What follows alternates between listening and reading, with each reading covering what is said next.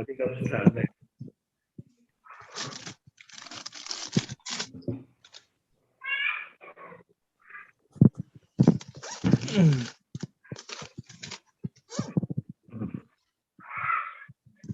alo hey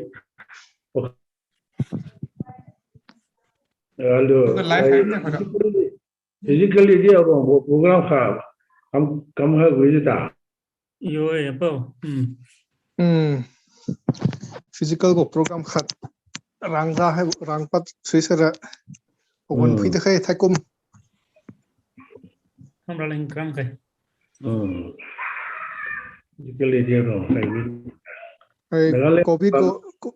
ko issue na khana tu khakha to dau mak na ne alo lui rong chiu korean bo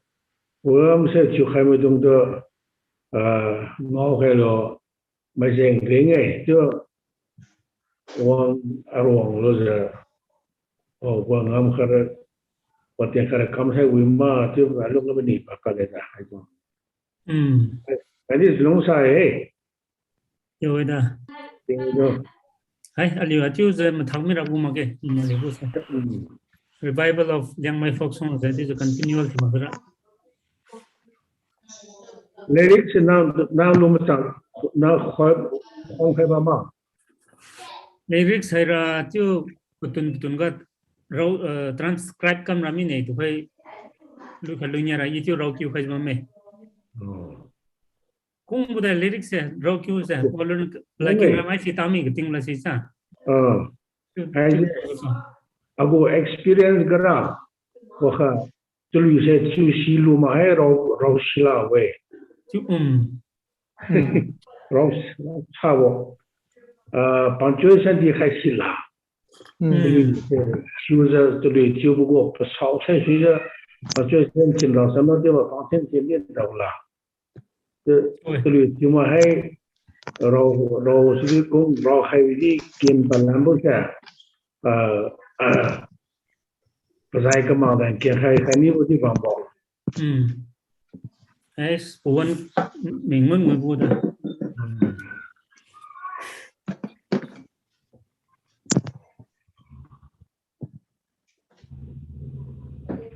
ra số mình mà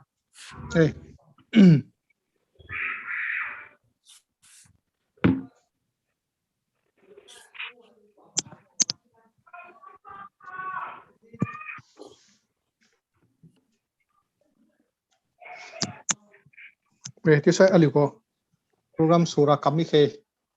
samai ti kabui rawang bam de tu program ga zau kharamai ratiu tu na wang tau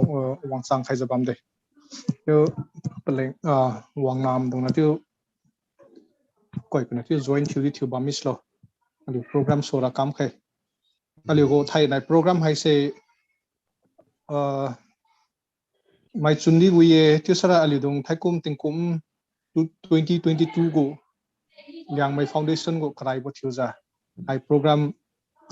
virtual book release chu go ngam kam hai se ti ja ali dong ai bo platform go so lo sam da leng daw bo hai se Maisuangdibou go ti ja din taw khala ne ti ja ali dong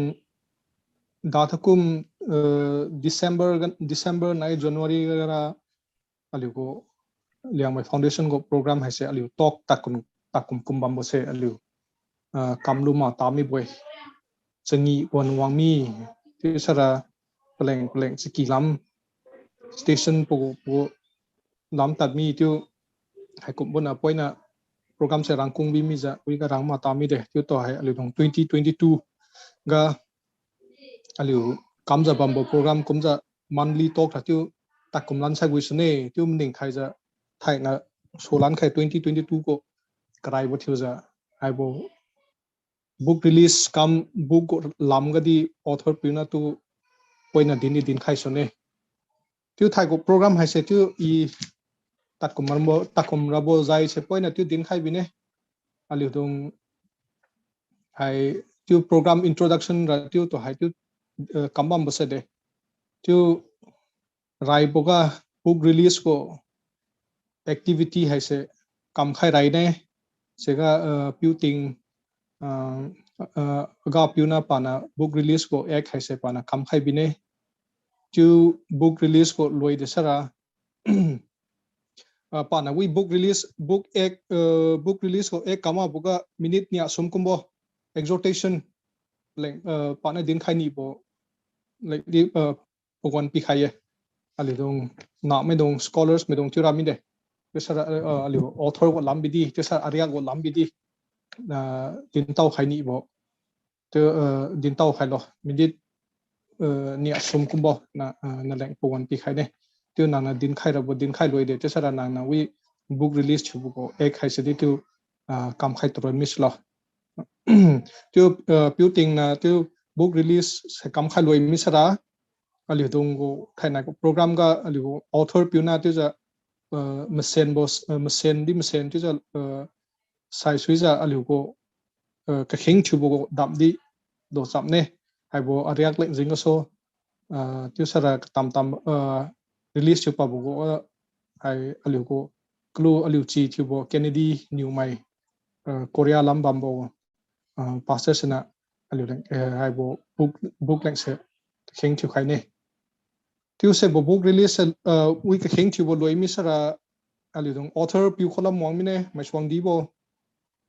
Marenmai Maisuangdibou tu pana ai bo ria go lam din khai sui bo ali leng din khai su nei tu se pa din khai loi sara ali dong discussion kam sui bo kam tu kanap boga board of thanks ali Liangmai foundation go president piu wicham din na pi khai ti ja li go program ha se tu loi ra kam ne tu to hai rai boga ai piu ting aga piu khoga I pogon pi khai de na exhortation kam book release kam pa bu ek hai se nang kam khai rai slo Apau nang mute tu bam.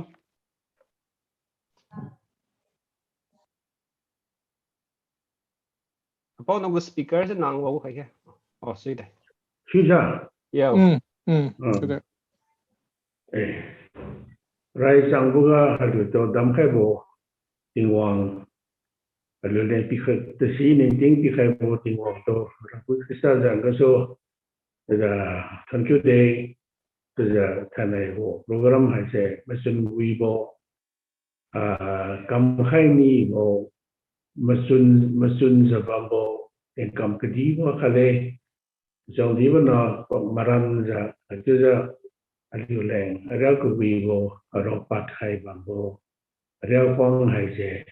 mathiu na ken sura leng kadi na aliu liang mai dong ron na ma ja mai ki me dong na di ken suro ara phong list ga mai mathiu na si bam bo kon ga ro so di ja thank you de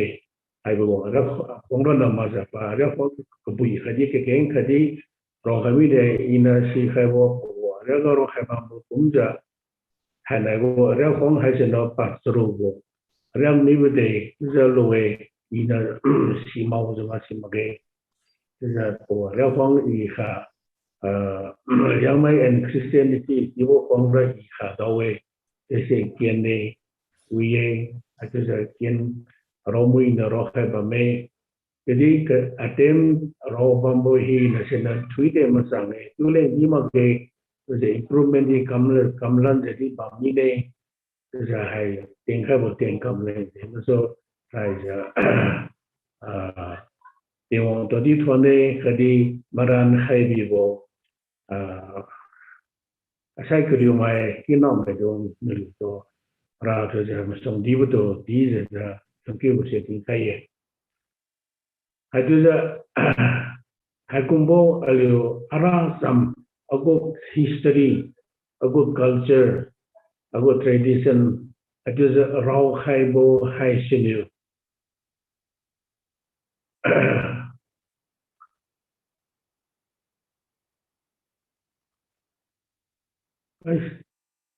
Ya, silanja.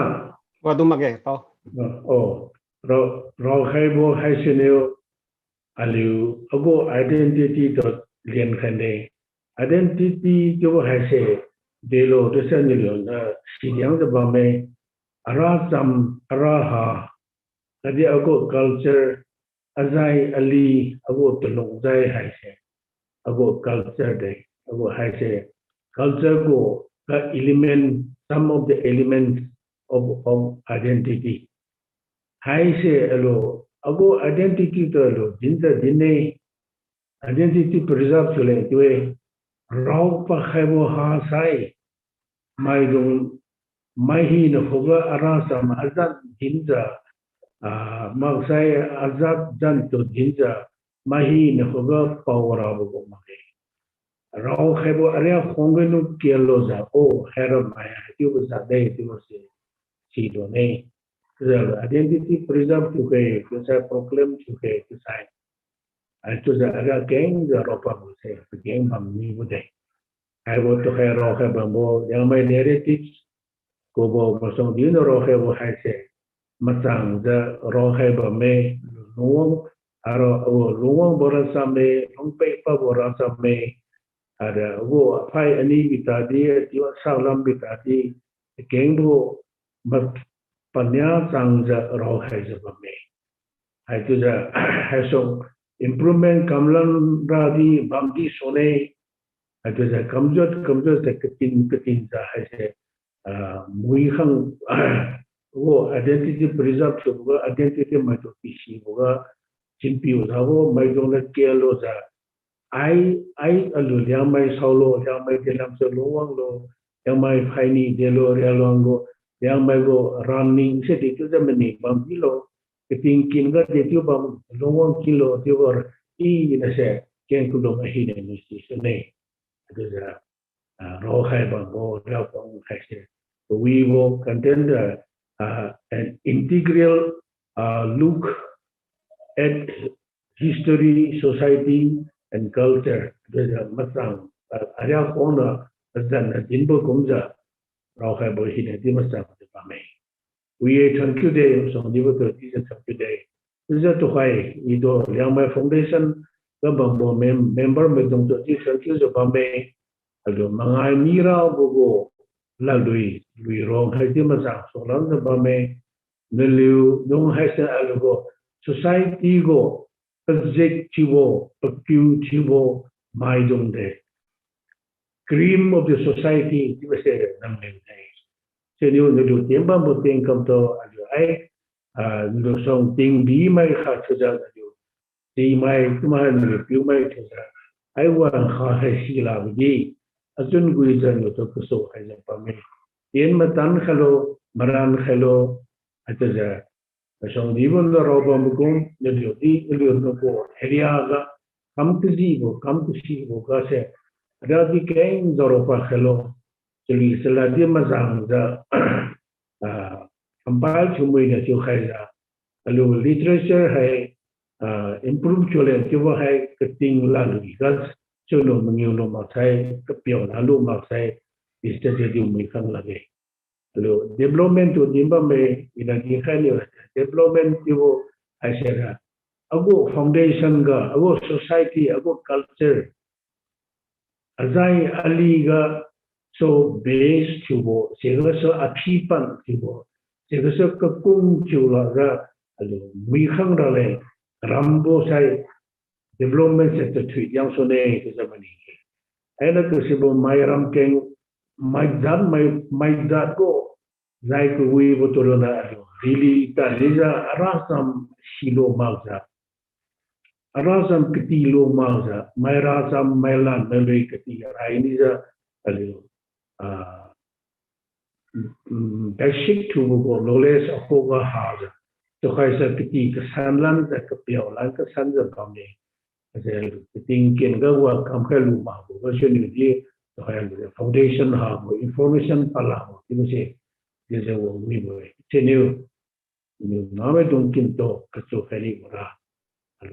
allo ago chubo practice hin sa alun azai sa ago to lung zai sa kapio sa raw khai sa chimpiu lalu mau tadi keti wa refer to lan suibo zaiga alu kapyo zamrang khaiba bole begin pa me sinu Liangmai foundation mai the member me tung to di tu ko so khalani e po area ga kam ka bambo kumja ngam ju the na kumbo go alu our society to masa khangdale the society to guide to her to say me de to her foundation go member me jong hi da wa educated mai malang de wa si mai malang de maran the tema tension hello to say ago appeal de ago request we de the time again ha to the different pane ini ba kumja nakana aliu one ko yo kum ata roza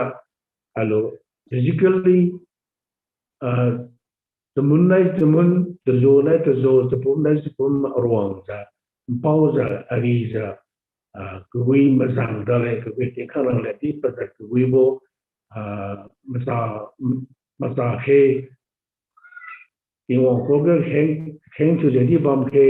adi masun jadi maran jadi bam he tu di khai chani we de te kanai abu go song din ro khewa ada khong khai se ya tu ja mai machu na ke sirale I release so khade abu ada khong khai se Maisuangdibou ro khaibo Liangmai narratives and integral look at history, society, and culture. You are Hong Kaisa. Mano Kakama, Taimai Inu, Papiu,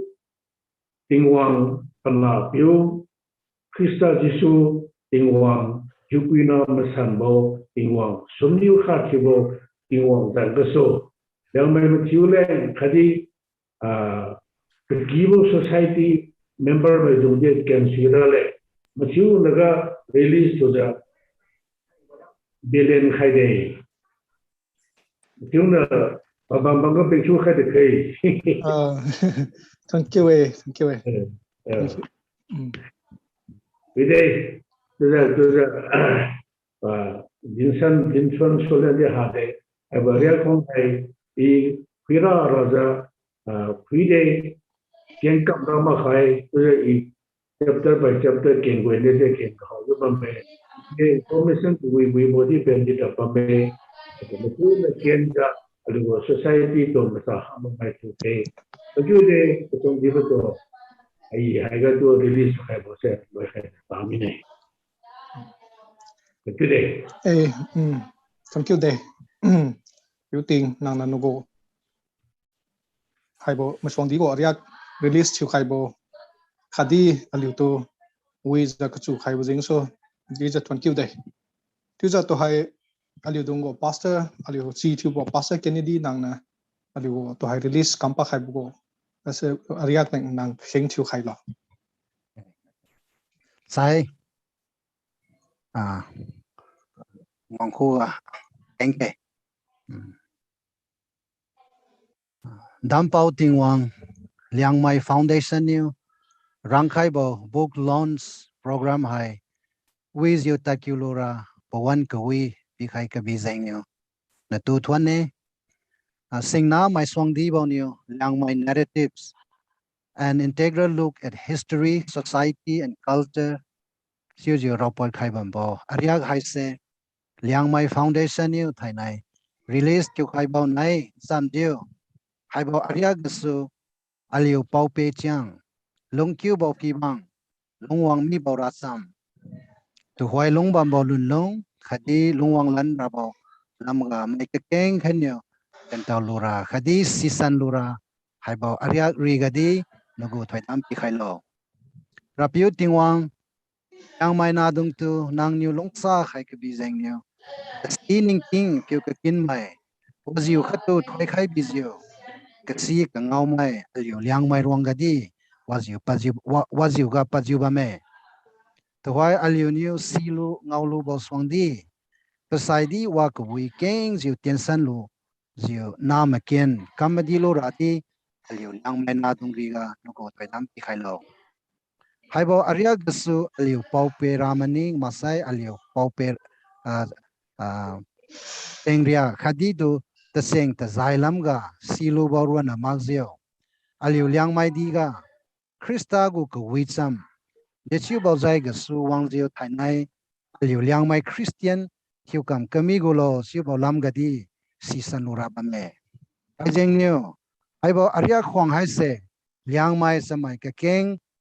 khanio kentauzio aliu gu history aliu raha sisanlura khadi rapiu na tu malum sanjiu nama ken kamadi judi longlora nangniu thaidam khaira khengba we aryak rokbau piu singna Maisuangdibou tudi rapiu nangniu thoisan khaibizio pasai wanglan bawan gadi aliu liangmai na dungleng pageng bambo aryak rokpat sanlura rapiu na khoga kha khenge paniu rokpat bo aryak haise sonai lungkhanglan rabo second waziu leng pageng bambo khati man kungbo source material thiuziu thinpiu lora rapiu nangniu thoikhailo rapiu liangmai foundation ga tatien thiu khaiziu bamnai liu rigadi nagu thaitam pikiu khailo liu niu hasiu ziu liangmai nadung sining ting phiu ka kin mai ro na mangziu tam tam bau fil ga tatien thiu ziu bamai tu aikum bo platform gasu pizu si khaibo khadi thinpiu khaibo gasu mathiu leng ka geng bo keng chiu tawlu bo seng yu ti rapiu na tu thon le asiu za haibo liangmai foundation haisi kadi perigo te sining ting samron na khiambo platform tu mangziu ingwang makien kamadi bo platform di piu khailo tai tu hoi asaliga Maisuangdibou niu book talk pi khalan rabo gadi weizio takilura dampau tingwang khoga pakhian hai rankhai piu krista jengso kenge amen Okay. Thank you de chi Kennedy. Okay, kisara aliura to hai ra the English na din sa man of the hour aliu so author piu hanai kolam wangmine tisa author piu leng pawon pi khai ma buga I pugo lam point na introduction point na pi khai ne aliu Maisuang pa hai Maisuangdibou ube pajan hai se tisa pa origin se Liangmai cha tiang aliu da tiang tu ko chiang tu di ko we pa to hai Union Biblical Seminary Pune ga assistant professor to the Bamboy UBS ka se to the pa we ga siga theology philosophy khadi literature pa na to the kati the Bamboy to pogo education background se fuisara pa BA hai se Delhi University ga loi boy to pa MA English hai se MA ga pa English MA ignau ga so kamlu we to sara MA philosophy di pa hai loi lu kamlu boy to ja theology ram fuisara DTH theology to ja sidi loi khailu za bamboy pa hai se aliu Liangmai ro nga fuisara one of the most qualified scholar aliu khoga aliu ro nga qualified YouTube scholar khade aliu ro nga fuisara pa pogo to hai di pa PhD kamam PhD to hai Christ University chuja Bangalore ga hai se pa pogo PhD chuja takum ja bamboy tu sai klodi din tau mi ne pa hai thai nai go arya khai se Liangmai narratives chuja an integral look at history, society and culture to akogadi copy Bombay hai author puna aleng di chuja copy khat lang khai ja chuja hai se hai arya khai se 25 chapters makai mingyu bame to page din sara 300 plus kaisum sanra page bame to di can we boti sara de lo ti sara hai aliuna layman dong na can we bugo English very simple but very jalo understand to we boga tisa rau khai bamboy sero namaza chapter dong hai sedi things are lengthy to the sekumaza chapter di dunja to the important points hai se to the pikhai ba so can we za hai se to the aliu information ka king na hai ga so daulu we lia aliu go origin ga so soza aliu go tradition aliu go to hai contemporary lifestyle tu sara katam tambo aliu lungbo jai aliu liang mo go page pra chubo information ka king ra hai ga se hai bu ka tisa nya tau khai ba me thajing so naliu aliu mai dong hai to hai se mai ka king na khara copy hai se ngau di ngau ma khabam ra boy tu di copy da ro bu link mo se di tu ali dong discuss yulan za se di share yulan za tu za din nan khai tu se ro na ma za hai se hai board ariak se thai na release tu de se ro na ma za pa na ariak rau bo ki keyboard di ba me pa hai se puisara two more books nang author piu nang tu wangsara nago ariak de ariak nang publish yu khai min lo tu se nang clarify di chu khana no ago understanding ara this is your third book tu boga in understand chu khai se mzima mawma nang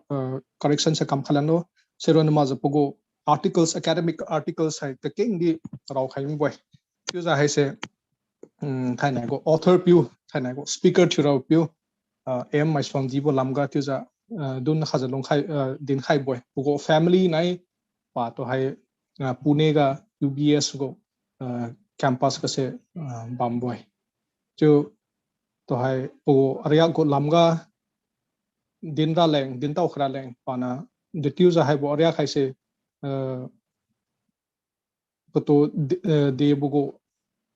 na inspired you khaja tesa de tu za hai bo ria khaise ro somi lo tu sara katam tam bogo chapterization area lo nga de go information de bam lo tu bo lam ga haise speaker author piuna tesa ale dong rai wang mam dong nei din khara pi khai de author piuna po wan pi khai de maswang di oh thon kyu zu de on pi khai je lain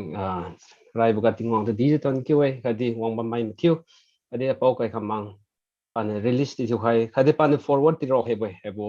ago ariak khai ta pa ago encouragement khadadi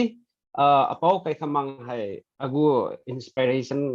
di ba khale ari ro lam gra liangmai chimisra pan ro keng thu bo ago source hai beliti thu diang bo chilona sukti suk diang lam ga pa se ro tur omui ro he kamme ka hiu puang ga ro ba di chimasra we go the Liangmai is a pogo article or go ro khaibo gati bame mar ka tam ka pan ro khaibo pogo arik to khoi a kho ka bam copies dram ta de pogo ka pa ga sne ke nga idea hai lu lu na idea hai ta telu par ho we a je theology ka ti nai ti ta truang theology ga sne idea hai daw lu ne oh aram adine wa khara ro khai dia mara phu khai dia mara mai ka ke ne din ma hajit din ne as ka ting no ari ro khai dia ma jida as al wa ka sim no ari ro khai dia ma jida je din ne je dinga tun ga wang lam dinga tu de asai krium no da tu ji din na boy ji bi don jeng anya oh aliu ha kam si ha ban de ai na ka ngam dang ro khai dia ma ra ai english la kam si ma bon de ai liang u lam ga wa ju si ma ji ban de ai na ka ngam dang ra kam ro khai dia bi ma sa tu de asai lam wang lam kim du generation nya wa de ro khai dia ma jida wa de ha jida ti din lan ta te wang tang la ge sis ne try to phui ne ji ja ro ho bo ari kha pra thu ja a ji ja in ari ro mi bo chi bra book thu ja on authorship gara sumrun kha ye ji da ti edited books kum ga xiap zo hai blas na book thu ja in ro ma san xiap sumrun nge edited books ka sia zo bo thang truang wang ra mung yu chro ba me ya ji ja Thai nai gu book jan hai Liangmai narratives an integral look at history, society and culture. Jija pajat neng liu khaye. Ha jija book gu pajai si wagu mage open ended chiramine idea se pyung san suiran de liu khay dia bo chiramine si ba palup tinga oh just the kangtong gu bamsan ba just a puissance we ramne we deal step down khai dia ba samne sikum zaigas ne robus na agu se mar in raw khai ba agu opinion hai perfect universalized ki ba absolute ki ba khat sisna in a robo man intention ra research kampat ngusura research gu step ne don khai dia ba first step pe sigas ne ta khang la ba step what you wa sang sang kai kai ra aliu younger generations ne kamba mis ne je lu khaye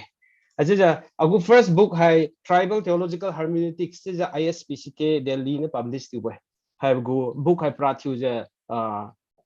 hermeneutics philosophy lamga raw khai dia ye je de hai book hai prathu je aliu liam go folk tales dong folklore dong study tu ba ha kase je ne hermeneutics se few ba I just see the first book second gas neo Liangmai and Christianity just 2015 ga released way I say prathu ja alu liang dong nai Christianity wang truang tinga de chip jai na pros and cons pu effect nai pu impact ram se de kumlo chip lam ga is study ti way chelo ne thaina menra purely alu liang lam ga history lam ga society lam ga culture lam ga wajua Christianity ti juang truang ma ge chelo ne wajua ka tam bo ideas ram da te khong ma ge prathu alu liang go system alu liam go lulung hai de kum sia kulo de sia kulo jib jai ga ne few wood boy acha je resource apparat use interviews kam kenge ethnography thim kenge interviews kam kenge je mai to alam sui ba alam je I go kolon la wam tinga nam tadron je mai dong de pau je menu je liu huan mari lu tawe chilo ne phone ga ne alam sui alam email ga ne alam sui alam china khan da khai ga alam sui bi jai khasna alam ne hai book sai da triple aja hai book hai chapter de kenge chilo ne priu we chi din sui jai khalam din sra hai lengdi thu ja triu khai ma we sida ti aparatiu phui gop chip tinga oh hai bu chapter se hai bu se page neutral 5-6 keng thu 10 pages read la ke chapter khat se je chapter si na keng we right thu ga o contents hai dam sum chu je tliu pe we right thu ga introduction jai gan tliu khaye liang mo lam ga si sai gas ni next gas ni unit 1 gan history lam ga discuss the way chilun unit history loil sai ga society lam ga society loil sai the culture lam ga ji discuss tu ki we ha ga se ji belunga raw khai ka bombo maksara pu contents dong hai kenge de kamu ha we go chamra si chaira kum be jai khalam din sra ball kuma wa chaira kum be kep ru ka kum be aja topic si na kum la poi panan ya tau kham ja discuss to je wang mi boy sisna kapam do ne ra xiam do ne ra ai sai ram tha ko go do chim dong de di bam lu bu ye xiam do ne ra hakum je ba khai ni chim dong ne di bam lu bu ye with the agu perspective agu point of view hai point na tambi ken lu bu ye xiam do ne ra ai se kyung kiem gu ma ge ai se wa phiu ma suk chilu te ro khai bu ti ma ge ti din lu bu ye si se ma ji boy xiam do ne ra this la jana apau kai kham mablu ne ra hai book pa kyu dinga english la na ro khai las na hai sera ai na ngau je si ga bam lang e je din lu bu ye kai na pli ro sikum je lung khang mi bi de khang chiu ki jai bu si khum ba me pli new bo sara cheng lam ga liang mai gu lung lam ga pli sikam je ba me tis ne pli neng ra hakum go pa ngoi bo jip tinga hai ra english la na ro khai las na ka tam bo kyu kiem ra bam son ma ge je din lu bu ti bam boy ma ji boy si se cái siam no nera ai liang ma thiu bam da ago culture ago religion nam ga ko pe cheng lam ga sim san tak min no nera hai se oh ro je khai bam be no si ke sui bam me no mari ke sia bam me ko wi bam me si da de lu je san tak do ne de siam do nera bam lu bi a ji da sisna chapters hai makai mang new tan tli han tang lu na sin pogu sub points hai lan je wam dinga wa jiwo hang bai china contents tang page mi trok taliu khai bum me as lunga fui tinga history ga prathu je point discuss yu khai rai ni psneu ali pope dong delam jaina lungwam lo mara pligo origin hai dega lo chja phiungup tinga ali nagam khyang ute ha wi do sampling din na ali nagam dong da to khai dang ali go origin hai phiu palum kha wi chứ là mình yêu trọc chứ nhà thật chặt chứ pu pram của tâm là bầm cầm này chứ đừng nghe để phiếu sinh mà dí sắc đâu để phiếu sinh aliu bù sắc đâu chứ thì hà khảo vậy chứ là mày cái kén này đến này aliu đồng này phải đến chỗ Burma các bạn bộ các sinh đồng quân aliu hay aliu của culture này mà trăm mấy chứ đến này chứ các sinh đồng aliu này aliu đồng hay Yunnan province làm gì nó quăng nghe chứ tại thì đến chỗ bạn này China của Yunnan province cái này chứ là aliu cheng mà trăm đồn cheng anh cái xem nó chứ đến này chỉ tại ý tại mà gì lúc bây giờ chứ lu hay chứ tại absolute thiếu mà cái gì chứ aliu của origin hay để xem lo chứ i phui wam tinga chứ mai của ideas làm collect wam tinga mình nhiều thứ chứ group thiếu bầm mẹ cái xem đông là mythical origin hoặc apuna năm pi bộ uza năm pi bộ liu đông là mythical origin làm cái gì mà cái nghe anh là thôn bút luang chim gas này aliu lung kumboy chứ mà luang khác cái lung kumboy chim luang sẽ mythical luang nghe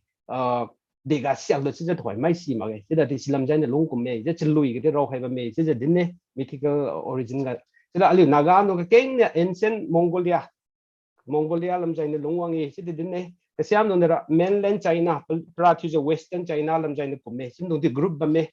cái xem nó là Southeast Asia làm cái island làm cái này thì lung khang thằng cái chứ thì bằng mày để cảm giác là aliu go sẽ phải tên đi thêm đừng có wave go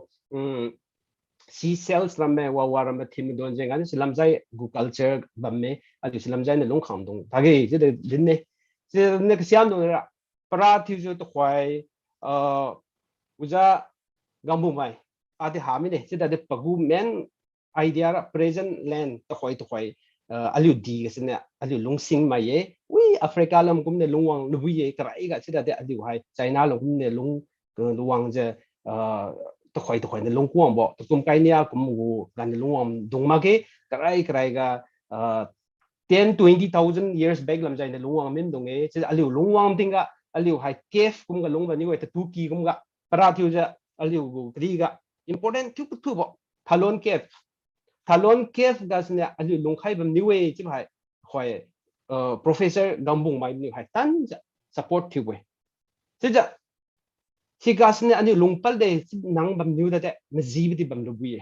chỉ cái aliu lung khai sweep chance bầm cái này chỉ vụ cave study thiếu archaeological study thiếu một tiếng cái mà artifacts làm study thiếu một tiếng cái đã nên cái ancient civilization của mình nhà làm phiêu bày bộ mà rất nhiều của Ben Siam làm cái gì đào bộ chứ thì bầm mày chứ archaeologist đông này historians đông pratiu Manipur của experts đông này đến bầm mày chỉ cũng giờ để xem lo chứ là ý là tôi support hay chứ là tôi aliu của comment chứ là view sai tâm bb chứ bầm mày chứ hay hỏi trung hay bồi rai bữa chứ nia bữa aliu hay China làm cái này lung quang bầm tí năm cái tầm làm cái này lung quang bầm tí aliu hay cái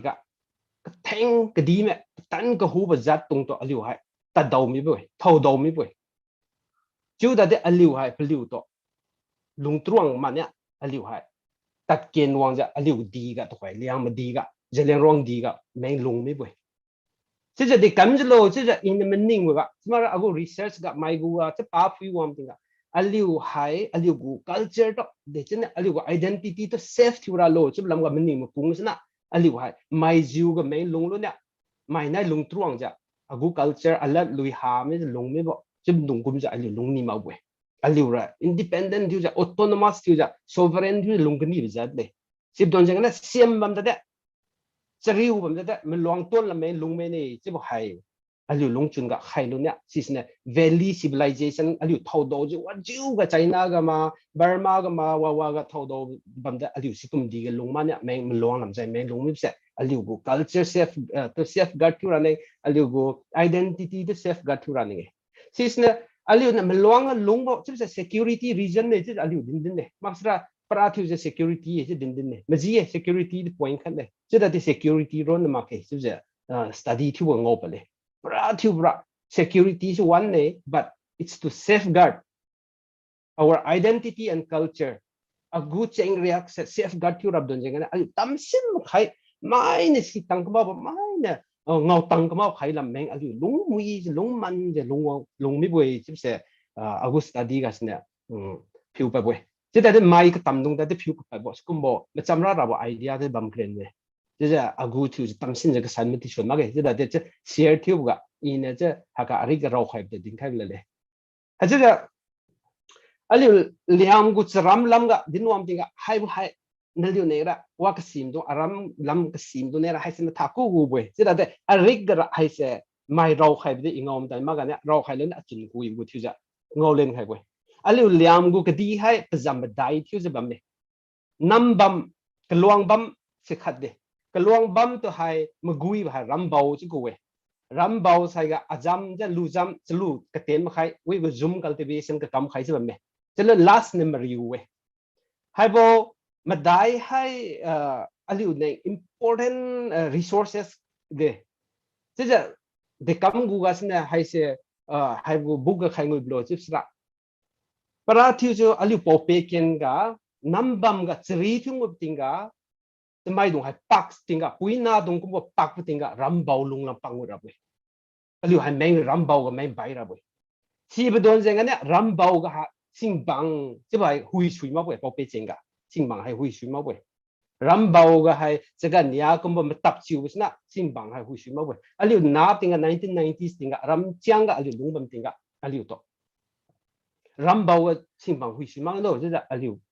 bảo vệ đồng ram này, hui phiêu đồng này aliu cái tí tí ấy là na khác biệt chúng tôi mà bây sinh bằng quay là đâu hui lắp cho nên ping ping chứ là khu để không para lo hay sao nam đồng này tu là dân thiếu ram này chứ là ping lung bên nhiều khai bên này chứ là bảo vệ kiện cái là hay ram bao chứ phải mai đồng này first cái chỉ thung một tiếng cả bằng nguyên một tiếng cả mai nó phiêu lần là ram đồng này ram bao hay tắm li giờ mất sẵn li giờ bám mau vậy liu hay pra thiếu gì cái này bài phàm thiếu ram vậy chỉ có first này cái escape đấy chứ là ram bao hay important cái đi bám khai lệ chứ là cái đến một chiều vậy chỉ cần lưu jam sẽ lưu làm cái zoom cultivation cái cam khai mà riu chứ ra liu này cái đi vào tu tự sinh làm cái lấy cái thiếu vào cho khâu rồi vào khai thiếu giờ mà riu sẽ thêm phiêu lên này hay chứ giờ bây giờ bắt đầu thiếu giờ liu cái đi của formation chứ mà này liu cái đi của character sẽ liu liang cái đi này sẽ giờ bây giờ bắt đầu thiếu giờ liu bể chứ giờ liu chạy cái bấm sẽ tại rau khai bồi hay cả, hay chứ giờ khai sản lần này là aliu cái social culture cái gì, liam go khang chu ki liu chu ki cho hay là biggest social aliu cái what good social dimensions làm này, go social kamu ha entities làm mà, si aliu này khang chu ki liu chu ki cho là chu zu bấm này chứ đã đi in hay是江湖挑战，不然咱们办得了，不然咱们开我呢，这个不然还嘛表我杭州去嘛大吧没，嘛不因嘛个杭州去什么没，这个嘛表弄个了，不然还嘛山下个，嘛不因弄个了不然嘛山嘛个，这that đi quý個不了呢，扎冇不了呢是留住幾但開幾不幾人挑就開個大嘢，嘛表弄人幾人呢，到龍坑嘛那就。tu ren khang mana, hu ren khang mana, cho nên là chuang khang mana, chỉ là hai mặt đại hai khang chiu kỳ mà biểu ngộ, mà puim nông quân nếu năm giai vi biểu kỳ, ngạc thiêu biểu kỳ, cho nên là chăm thiêu bảo kỳ, chỉ là giang là hai mà puim ngộ, liu chiu kỳ hai sum mà biểu ngộ hai mặt đại, ha cũng bảo hai ari ken nuam tinga khang chiu kỳ liu chiu kỳ cũng làm discuss yung mui chu hai ba me, cái này chỉ là thì dân mà san rau hai ba năm khai gu thì ba đầu tại map don gì này không có idea thì khai ngồi house mà ra thôi, cho nên là mang ngày hậu mà vậy thì dân làm đó thì rất là này hay là social system cả khai ngồi khai vậy, cho nên nếu aliu liang lát, pra thiếu script làm cả, aliu bảo vệ đông gồm mari cái này bấm nhiều vậy, cho nên aliu script hay cái cái bấm nhiều vậy, chỉ là chỉ script hay hà mới này, cái xem đó là sinh yêu cái cái khai điểm mới vậy chứ cái xem đó là thiên chiều lùi chứ cái xem đó là tầm hà mới vậy chứ là đến giờ tâm chứ bấm vậy, chứ là thì aku study cái aliu bảo vệ cái làm chắc cái China cái lũng bấm tiếng mà ra cái tầm bộ Malaysia cái mà cái tầm bộ đi cái aliu tắt tàu bộ đi cái script cái thêm năm两cái sim đông hay, thế là sim đông cái script không bộ aliu thì chăm ra thì thêm bấm đúng vậy, thế là lúc hay, chứ là thì cảm giác aliu script sẽ thêm tám mươi rồi chứ phui tiếng cái aliu hay egalitarian society liu ne chỉ là script hay tin đầu là vậy communitarian society liu ne chỉ là liu script hay tin đầu là vậy bảo vệ cái ngà để căn cứ lo chỉ là si cái team mà đúng sẽ higher class mui mi ra vậy higher caste mui mi ra vậy chứ là higher caste mui mi cái xem đúng basic mam đúng basic mam đúng là lower class bám chỉ là egalitarian society liu si là vậy liu zat cả liu go Liangmai cũng một Liang rong cả sisne aliu hamai dung kumbo mara naga mai dung kumbo aliu gum chun na sne aliu hai egalitarian society communitarian society teliu kni lung chun bambo ham tiu hai khat tu je equal tu je lung rab gu lung chun hai bodon jenga sne aliu hai script him hai again hai script hai kam ha ma do la ke hai se siam do tin ma siam do pasima siam do rosima jim do to ngom la bo marginalize wo oppress cái thiểu hạt mình hay every civilization cái này hay Greek civilization mà hay go Indus Valley mà India go Aryan civilization Chinese civilization hi cái hay bằng cam vậy arik ba sim no script cam sim no arik cái sim no ya si cái mam no to oppress cái thiểu go culture hay bằng cam me ancient cái apa pe ken cái si bedon zengas ne aliu du hay equality hay phiu bo aliu hay khát thiếu giờ lung này chỉ là combo script hay thêm few marks the way chứ cái liang hay điểm gì mà chứ mình nhìn cái bài mẹ mà gì mà màu mà chứ là xí là ít xí tăng mà cái chứ là đấy agu view tôi chứ là đinh khai bela đấy à chứ cái năm mà bảo vệ chênh làm cái phải là đinh rắc khai điểm đấy nè loại khai mấy này bảo vệ chênh thì hay mai đồng cái nè English đồng nè masra aliu đồng nè cái rau English là cũng có rau tiếng ạ, rau màu một cái gì vậy? Ra theo giờ souvenirs church của souvenirs cũng có church của ari cũng có rau tiếng ạ. Bảo vệ chênh thì hay animism chứ giờ không được hay cù ấy. Chứ để animism chứ giờ bảo vệ chênh thì cù hay mà gì mà vậy? Bảo vệ chênh thì hay primal religion chứ mà sao traditional religion chứ giờ tôi hỏi qua sim nó hình như thế này để cảm giác animism chấp hay màu lo chứ là animism chấp hàng ra hiểu bùi nào nó bấm suy vậy spirit nó supreme being charawang tingwang se bấm đầu là vậy ha vậy animism ra in the we concept of animism ra wa bấm đầu là vậy supreme being hay chứ để aliu liam gu chara cheng ra spirit turun aliu ko hum bo mara spirit turun aliu ko hum de ko long bo ra cheng mà cái anh yêu ra cheng cái tiếng wang supreme being hay mà sẵn sàng gì bấm bồi cái đi peri hay tiếng wang này đam mê chứ là Christian cheng này mà chăm rắc ra thì anh yêu cú bấm mê chỉ đơn giản là anh yêu cheng đó hay animism chứ là cú bấm bồi souvenir cái hi na kra cũng vậy anh yêu church của souvenir hi kra cũng vậy animism chứ thiên dim hay mà gì mà cái chứ là đến cái này anh yêu ra cheng hay sa bấm đấy anh yêu put me gì bấm đấy anh yêu ra cheng hay chara cheng cái sốc ra cheng ấy aliu ra cheng hay charawang mà sẵn sàng gì bấm bồi cho nên hiu pui na dung đấy mà sẵn sàng gì bấm bồi spirits cũng đấy mà sẵn sàng bấm bồi cho nên bây giờ cái system hay mà sẵn sàng gì bấm bồi aliu ra cheng ha mai dung ra cheng hay sốc bút dung cheng anh aliu Christian mui mi bấm đấy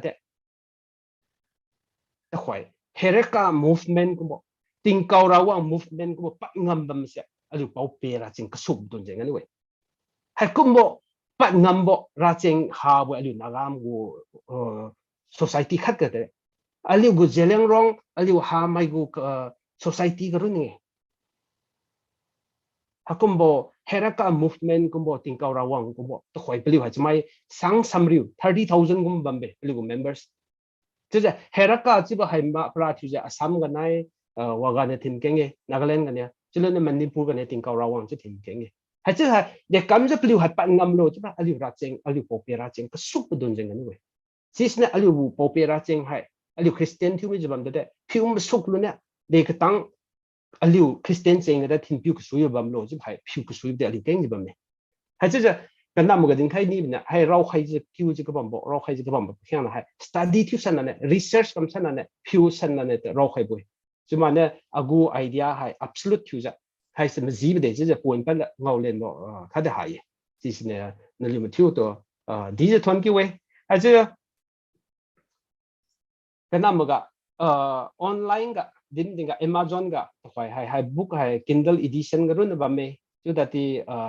liu hai klang longa hard copy ram de liu pa me ne je din ba me je ko wi ba khachina Amazon ga hai book mud hai wathem khaye je krai ga aliu gu liam gu book je khai uja kaila do thai na go host go arik hai ne rise ban new boy aliu liam gu rong ra right tu boy uja kaila go arik na go arik ne Amazon ga sales ga ja bam right tu boy ha je uja kaila go arik hai Amazon ga bame si sai ga next hai agu arik thu ja hai go Liangmai narrative sai ngulan boy Chikamabra Sujata Mary go Liangmai folk tales and legends go arik hai Amazon ga bame Chikamabra ka ki aliu liam go arik ram ha khai aliu Amazon ga si badon jengas na aliu liam do arik ro pem keng la market kum da Amazon kum ga masra Flipkart kum wa ga de aliu san hai wi je din khai ni ha je hard copy thu jara hai go pothi je bu go link ga hai bu go page ga ne dawe liu khu to khoi ra hai ka khuna run hard copy ra bam me je liu ne den wange je hard copy ka tam ra khu ka bam bo khu copy kai nya kai sum bam me si se mai na tam se mai bam sra je lukni mai bam sra wa ku su ye copy hai khat ga 400 nang pi ra ne rang je bam me 400 rupees 400 including the Korea church ja kai madai ne the original price ra 449 khai ba me je lu khai kni mai ba 490 ne je mening lo ba me ma thiu king khai mai dong to thon ki we na liu pen ga sneo ha je aliu Liangmai dong nei ai kam si ma je bam da alung ka thiu bo chi don je ga na rau je ma tan je ba me ha je wang la nam nei da te kha to encourage ju aliu to khoi pra thiu ju hai bo Liangmai foundation ka pa don je ga jenga sne aliu hai connect wi diang we thai ka ga je lu na kha lam de si wi diang je lu na collaborate ti wi diang je bam boy hai don je ga ne Liangmai go foundation pra thiu wi cham din bo kha da de kai la lungphu kha da de din ni bo dio ka tam tam mai thiu de di thon ki boy liu na te liu pat khai rai thu boy si sne liu pen ga sne ha che aliu thai nai zoom da de aliu kham thiu nam tam nam sne wang tu wang de ne aliu ha che adau lu bam se repeating on the these thon ki we wang bam man thiu de don thon ki we kan nam ga kai la na ko ga belen kan de thon ki we de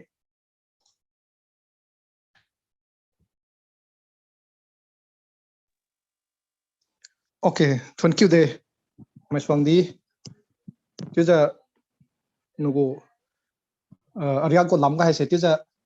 de hai song di din king sa king king khai ni diang mam khai nugo hypothesis idi ken loi shama khai idi more than half idi ken khai mi de. It is a very interesting hypothesis na kalu to hai example kasya pi kumni kumbo regarding script ti masai origin got lam ga di tiza din kumi bdong se interesting thibo hypothesis king pame yo nang na to hai raupa posina absolute ti masara sina loi de ti ma further research hai se liu ti ja kam kum nan neng hai se nogo book to hai se stepping stone hai se liu Liangmai scholars dong neng stepping stone khat de ti se ti din taw khala ne clue ina din mangai bo khat hai se liu go author pu hai se pa PhD theology ka PhD loi mi boy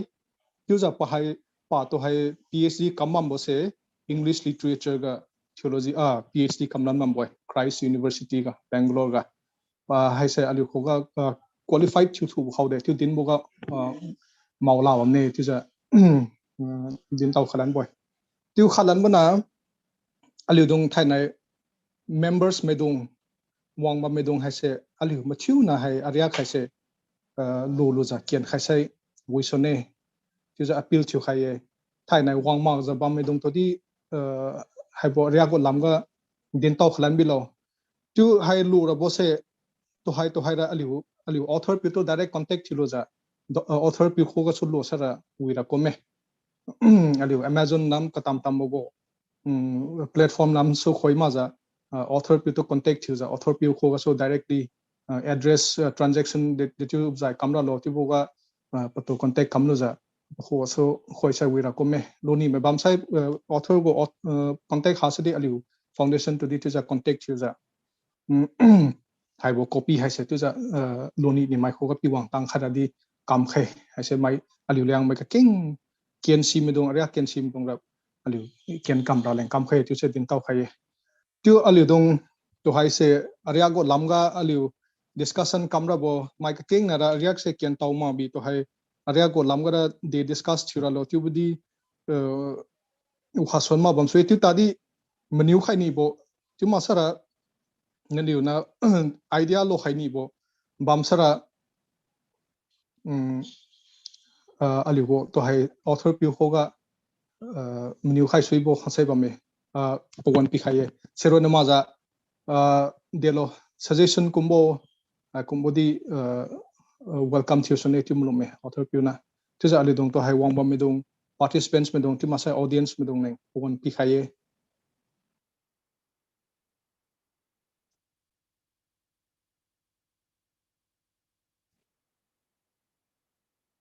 klu chat room ga I klu question tirama aiga I okay okay Albert na rau khai rambau ko info hai wi chang wi okay to say this sin lung liu ne pui piu mai cheng zau sak bo cheng si mazirama chubu lam rama mazirama chubu lam ga se lam ga di author pina point din tau khai su ye sara liu singna siron bo khalam so khangse wang bam bo se question matima sara comment pi khai ma ken kum khai ta ya I would respectfully disagree with the last concept that says why we threw away our script because we wanted an egalitarian society aliu ta si simi sai lung sam silak bo don jing gasu e chubara wang tanglak mage reasons could be ignorance, didn't know the value of education, more racist oriented society, bizu bamra boy in our nomadic lifestyle we might have forgotten it, annihilated because of war or disaster. So hai opinion brother Suran manadi pikhai jabame. Okay, I copy hai se Albert we Amazon go wait chutas lo I author pito direct contact use lo hanai hai talk lo isara you ka tam mai ali dong discussion kam ni mai cuma sara question or suggestion hai kum bo leng se puan pikhai Ika ya cuma cuy hai wakago ada pengse yo pelangga di rokan ramting ke ben and gong funging jubugo chapter 5 ga rok ba sa jadi pahangra ro ba sa kana ramting ke ben ramting ke bin jibusina majidang kume tera ada haiga ramting ke bin ju pahangga di rokara ro ba sa na ba me ramting ke bin tu se tu tingke hasil ramting ke bin go definition sa Kalau apa nampi biang neurobo trial from kuilong di gasa, pogo interpretation se ram tibre land to de ting tu sa pogo interpretation se it is agreed to be terpana tingkum keting leng to pana tinbo, se tingkum keting to tinbo kumage. Ting juga aliu yang laga tanah di kai dinto da tu khani ba ting juga hai se ko kwa khat si bo zai tam sin na bo yang khon ga hai se ba mai ting tu se ting game de di ting tui ting nai ting game ting bang ting no hai kum bo ting tu hai bamra bam tu to pau sima tu go hai se din khaje trawong to tingwong to dimbo la king ba me ke lo we ke se bo se ga abonum ke bi abo interpretation ka sa ting to tingkum ke ting to genetic kum ting to ma ge ai se something mystery si bo dimpa ngamla bo tlo dimo se ting to ba ting kolam to tình huống tôi xấu giờ điểm bố là cái bằng này cái gì đó luôn cái sẽ làm tin cái bên rồi ý param làm tin cái bên thì mấy buông tăng giờ quý vị đây cái là sẽ cái bên bố khác cái bên bố một cái bên bố ram cho hay cái gì đó để tin cái sinh là tin bố làm tôi điểm bố để cái bên cho narrow passage murum bố we pasim khato điểm bố ấy cho ra tu either low way hay sẽ ago industry khai bố sẽ cho khade cho nhiều ram tin cái bên cho mà ram tin cái bên thì có sẽ nằm gì này cho low hay akhalam bên nhiều lúc sau đi tu đi bộ nó đi bộ sa ram chẳng có gọi hàng siêu này lưu siêu hay sa peer to peer of way hàng siêu mà tại sai lưu siêu đi mà tại này hàng siêu nhà sai lưu siêu đi nhà này cứ ram ra ra tâm đi bam bên như vậy cha hàng siêu thôi lần mình là tôi case cái thiên sai thôi lần mất tuần cái thiên sai ari khang na thứ hai là ari kina ahang khang na thứ hai ahang kina lưu siêu tôi sẽ khang siêu lưu siêu tôi sẽ bùi mà khôn lắm bài lưu mà khôn lắm bài đi ngang sai kina khang na kina ari khang na ahang kina ari khang na hara ari kina hang khang na tu sai hang kina to ning kina khang na tu sai to ning kina chibon khang na tu sai chibon kina tu sa khang siu nai liu siu sai partner to counterpart sai atu sa bam sa khang siu makwa khang siu tu sa lungba me ke ide lu khai di param go je bam tam be je bam nuwe partner bam la za khang mai pui mai kha biu mai kha ke je lungbu kum ja khang siu lu siu di partner bam la za lungwang ni kume ke je ide lu khai khashi to we di khai ni bo sa apo thon ki we ide de masan chak de thế là confirm theo theo ngầm là cái thế đâu in cái tình nó mình yêu tình cả mà cuối mình có sum luôn này thế thì liền đến bỏ thế cái này sum luôn là rồi hay vậy thế để sim sản lần này thì phải hay cái tình nó mình yêu lên suy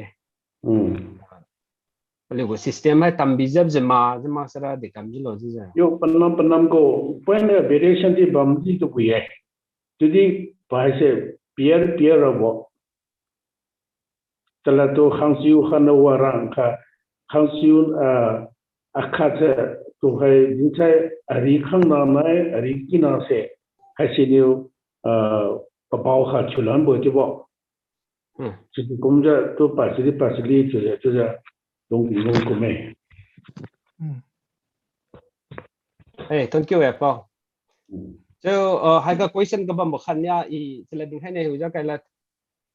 response thiếu hay này ra thiếu giờ đi sinh lung liu go there we bảo vệ chênh được hay giáo sao một chênh chứ giờ cù một lắm cả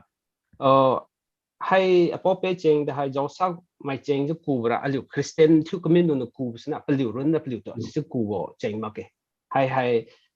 kinh cái sao bộ chênh lật cái nghe chẳng sao bộ giáo sao một đồng chứ giờ làm chăng liu đó đấy đã ai nạp tiền ra chứ cũng bộ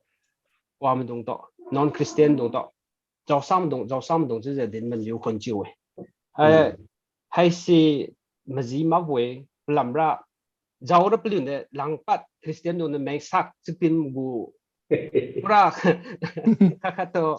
ra ngầu camera bộ chứ làm này Christian đồng hay Christian thiếu lúc sai cái liu của attitude là bám với attitude chứ đặt thì liu của cái nhung mình lùm ra Christian này chứ đồn rằng cái non Christian nó ngầu là chứ đồn rằng cái giáo sao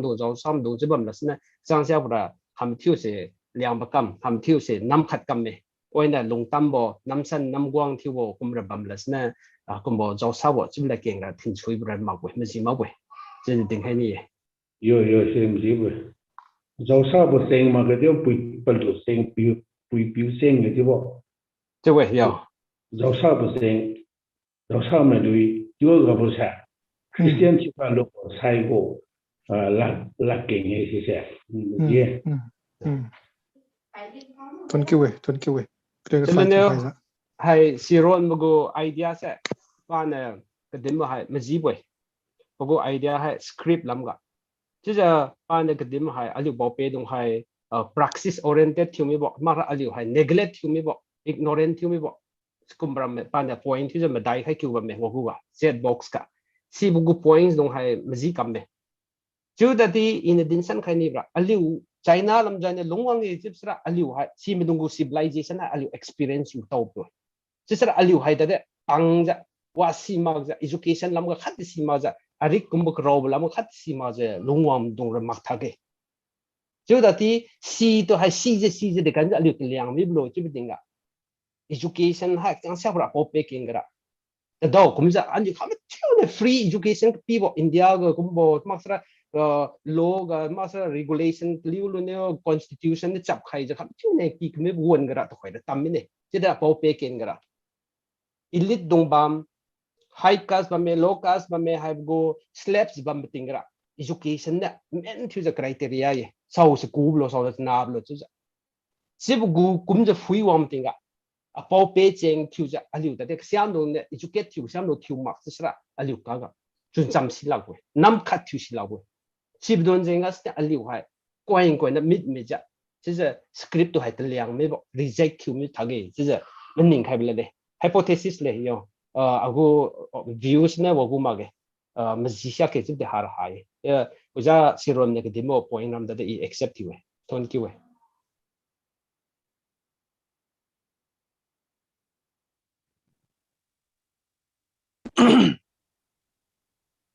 Khuôn chưa ba? Chiu ấy. Ida the point waka khala. To khoi script lam ga din ga ba misa. Hello? yes Script lam ga din ga ba misa. Kai Dr. Maisuangdibou din ga ba misa. Aliu script da hai cha aliu si je discard tu mi we chu leng ma. Bekap belam ra aliu ku ga society hai cha aliu ko imbalance.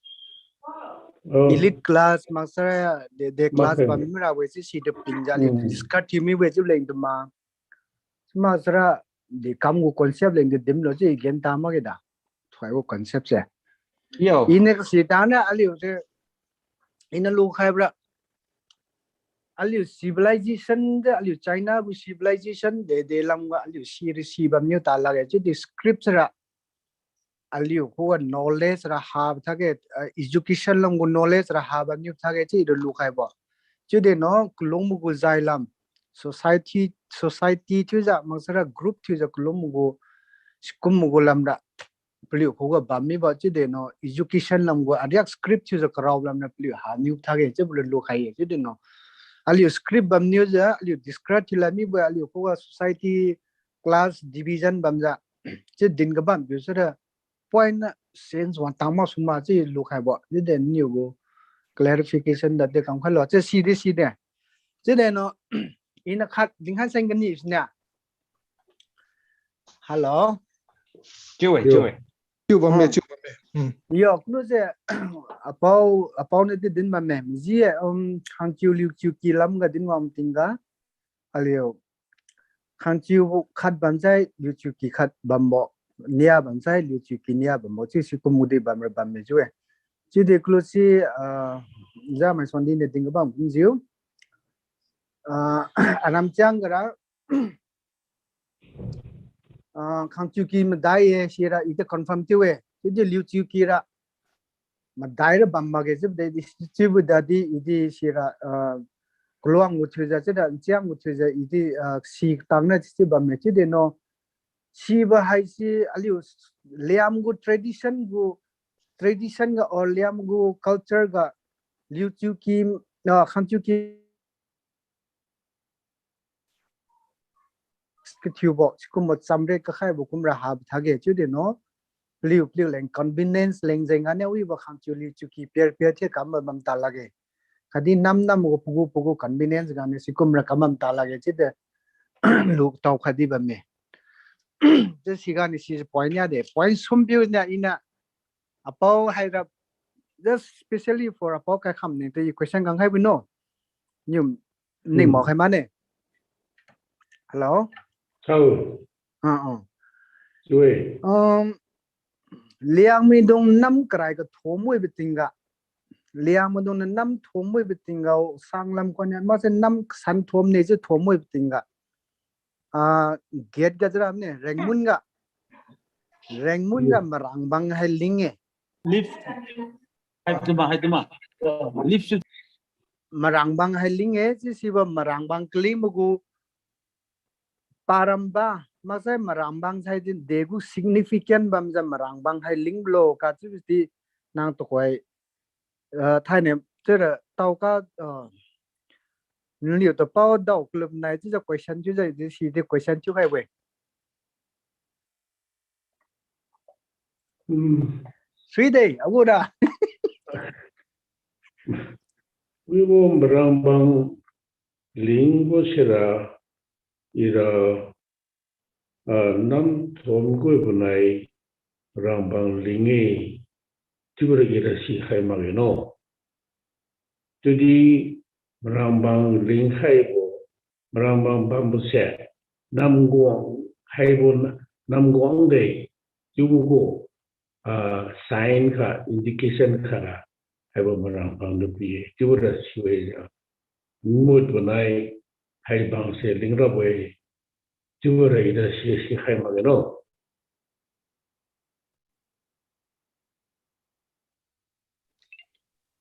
Okay. Isa hai bo lamra tiu ali dong pasai so di research siran ja tiu ja ta platform weibo tambo babnan so ne tu hai wang nan ja ali ko thai nai wo aria go lam ga mai ka ki mai din khai ni mai ti ma sa menu khai ni mai bam sai ko wan bam khai ru dang Okay, kaila ye khat Maisuangdibou do tiu atun kuibo din khai ne Maisuangdibou nam thon chang thon ki de hakmo article even one page rok pa di do one mo chang boy book ro pa mi bo tiu hai sira kong chang kum boy pa wa ju ga struggle to chun ji ma ju te tiu ma ju kam liang leng ju sacrifice ju kam khai bo ta liu appreciate thura di ba me yo din sana liu zara din sana ka kam ma ju di encourage tiu ma na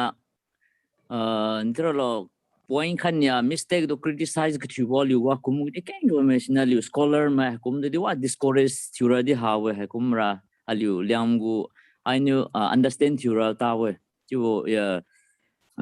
rai ga ding khai we ju ma chun chang we liam gu ju aliu plain putun pugu feel pugu subject ga ne hatiu ju publish ju amtra liang ma zat ha se soi ma za liu gu script aliu gu literature ha se reach to camera we ti bo malum me khun chi ba ma chiu we jo comment khat nia sina mani modulog just aliu has a discussion tu mukeng ra ba me da mai jara nai sang to any topic any subject to liang mai plus I go intellectual man to wrong no discuss tu mukeng ma value discuss tu mukeng ra value go nang ni kam kumon lunga bai khai ma ja di tu din pai khan tu mini mo ma tu jang ra we ti ma sra khang khan din khai wa dia liu mini mo tu skum ma ja liu se broad minded womaning alung di bilu ja liu academic lamdi aliu go language literature history lamda liu discuss tu mukeng up tu was in day chimzi lo tu cdc pa we tu right sam ga congratulations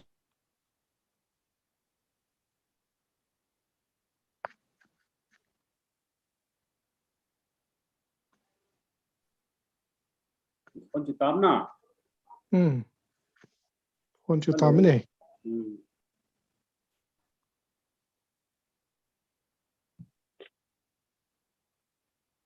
hello agu line disconnect me tha chu inedin have go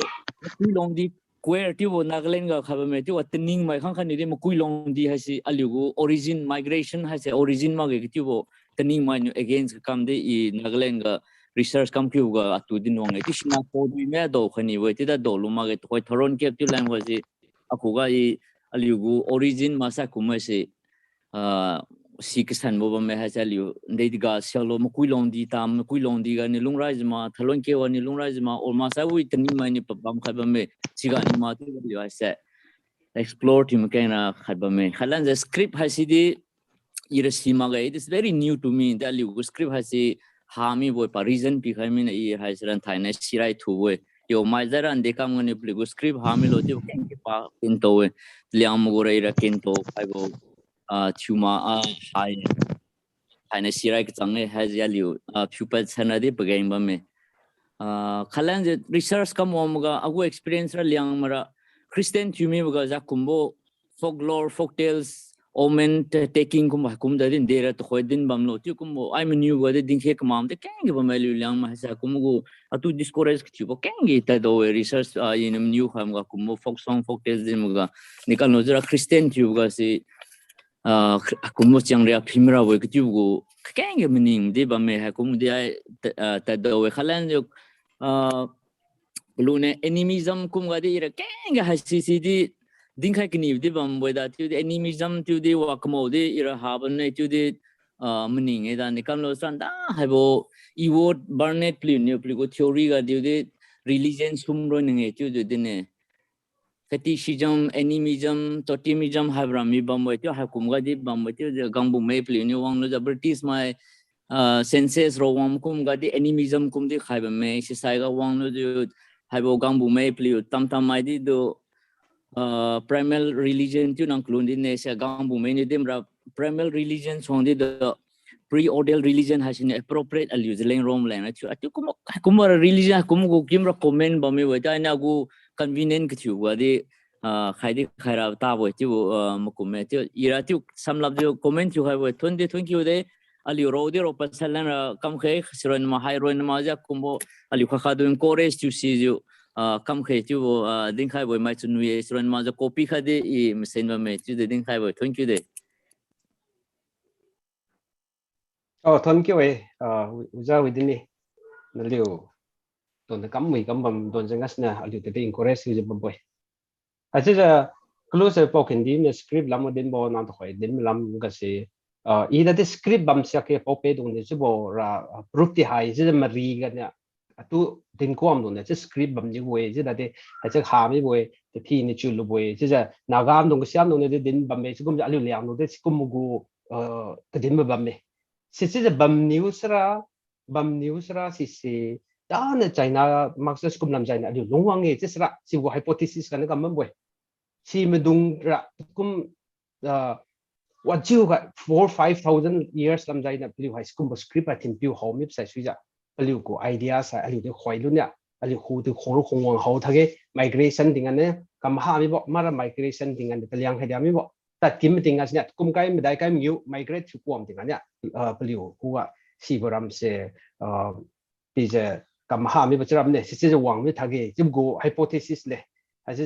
proof chu jra ka kha ta hai je din kai ni ha je oi go origin lam ga dilam tinga ha go thalon kep go origin ra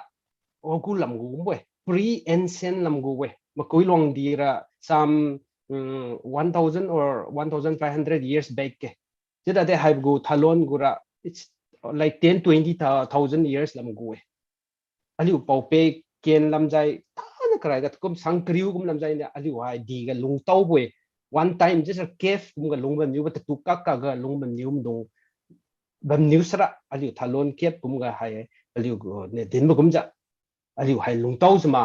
chelu ne tu te lung spread thu pa ding ne wa ma kui luang di ga lung khai chika sne kham thu se ma khel ga sne che spread thu pa le ne ma kui luang di ga ne che spread thu pa zma chibra hypothesis le che da di panai go khen na bra gap the panai go time gap the chang di khatpura pre ancient ne khatpura ancient time me che da ding khai ni nan ga dim kum ja to khoi omens lam ga rites and rituals kum lam ga apo pe adu liam go thu ja keng ga ha me de khoi ra thôi xí xe chúng ta thu khăn lệ ấy mày tụi mình tỉnh đồng hoa đó nên là liệu nè thôi thôi làm cái điện khai rồi chứ tiếng là mấy cái điện khai ra hà vậy thôi hay chứ biết aliu nei ra disadvantage baru bambu have lam gara marong mai dung khu ani ali tan lu ne meng phiu rap sna ali khu ra ha ne che ta te din chui bon wom ne khoi ra din khai ni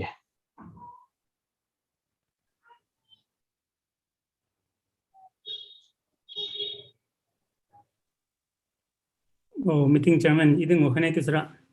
oh bolo thon ki dai nai go author luka masungdi nang na ti tisra chan ro khama sai ali hati je debate kamam new lage ti observation keng ga ding ka ni go ba mai ti lam nia ti ding menu khani ba mai question nia nang paka khai nugu response lo ni bo ti lam nia si question ni ma so agu comment di hai lam gar ni king ring kyum ni ti hai lam gar nang bo na sa su se plan mo bidi su bo ni ti ni script lam ga se ti script lam nai religion lam ga se nang religion lam ga se aliu I think our wang ma liu ziriang rom guru na deep rooted masre sokbo hai se aliu guru ni ti dum kam nang jiu I jiu ta kai sisra I mean ke keep go tribe dung kang di thoi nagam dung kang di so arunachal nang tam di peligu tribe has a sok nang sobo peligu religion has ti bi me ti bi de hai ga se pon ga aliu guru na think our wang ra ka ma ha liu liang go liang rong guru na ti sisra over emphasize chuzumi ma gadi bi lokhaye script lam ga sidi fi banga pictographic script ideographic script alphabetic script ludi buye haiblam hasidi nang na thoiding ja tribal nukang go the thine churoi di base modern scholar nukang go literature ga mizom nukang din nagam nukang din not only it is not in the high notice lamron mazalban Himalayan tapasra sherpa judungang hasidin by this is something kind of pan Asia jorama to the new ide aliuliam go thuzura haigadi I don't want to promote this theory this by me nang they clearly mentioned chumine haisra mite haisra go hypothesis it is din bamdi din bamdano but still then I go script gulam gara was you ira to tangra evidence as a substantiate chubu evidence as a lumra length no pama si locative se ding hai ni I have comment ya se ding hai boy halam gara uide in New York ni nang rambo luzam riu nambam ti jadi nomine hai bugu dung ronga dal wisara nambam says nambam go owner si solo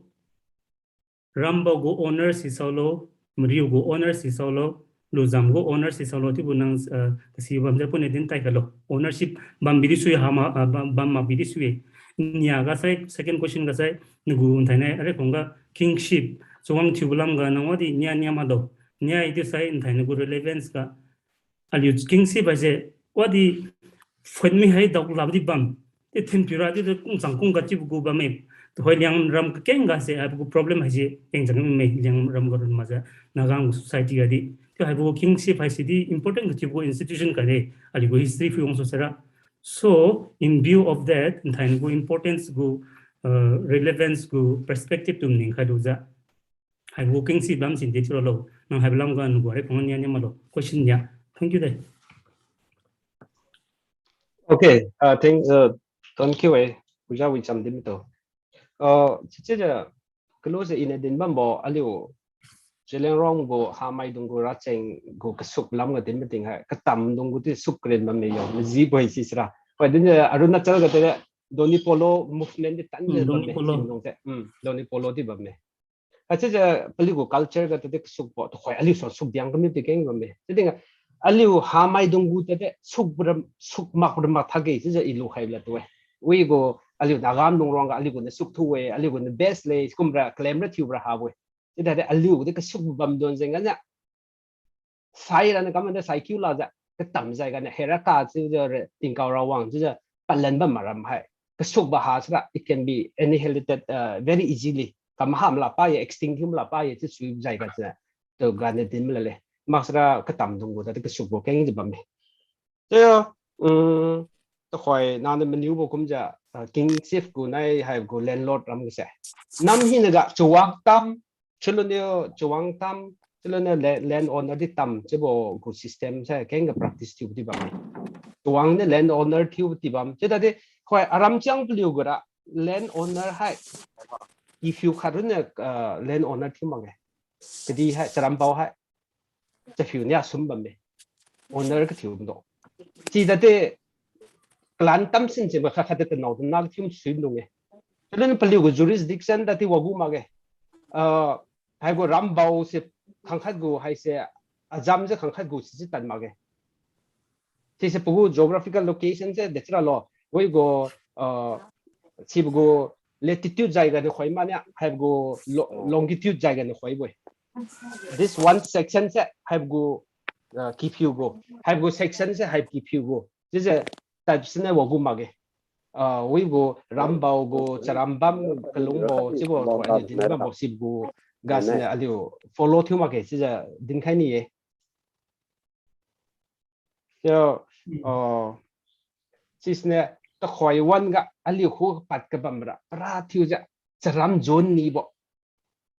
ฉะนั้นให้ผู้จะ politicize ที่บุดนอย่างนี้ให้ก็บ่นำเป้าที่บ่จะมีสิ่ง benefit ว่าจิวดอบดนกันเนี่ยให้กูเคลมถ้าตันบีขังไม่เป็นลักษณะเป้าเป้เก่งกันจะหวังที่บ่จะแบบ mining ลงให้เขาเว้ mining ใส่ให้เขาจะหวังจะได้นำเป้าที่บ่จะให้ปรำให้ไม่ตัวปีเจนใครจะปรำปีปัจจะคำที่เนี่ยทนคิวจะคำที่เนี่ยจนกุยบ่ไม่ก็ทิวนุ่มเลี้ยงไงดาวเนี่ยให้กู monetize ที่ได้ร่างกายสลันที่กูเป็นกันเนี่ย globalize ที่โดนอย่างนั้นเนี่ยแต่สิ่งที่ปราบโดนอย่างนั้นอะไรอยู่น้ำเปล่ากูจันกันเนี่ยขัดจะกำสัดจะมาสเลยจุนซาจะน้ำอัดชุดจะจีบนาดงตั้งจวงนาดงอัดชุดอยู่เว้ยชื่อน้ำกู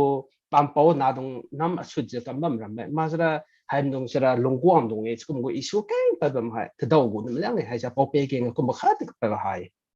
จะก็มาให้กำงำไปดูกูตัวข่อยกูลุงก็บัมใจให้จะเป็นแต่ให้จะ politicize ก็ที่ว่า monetize ที่ว่ารักกันสลันโดนอย่างนั้นแต่กำว่าเรื่องนี้จะดึงแค่นี้จะอันนั้นอยู่แต่ที่สีกำจะก็บัมหัวให้ก็มึงกูลุงละน้ำหินก็ข่อยปัดไม่ได้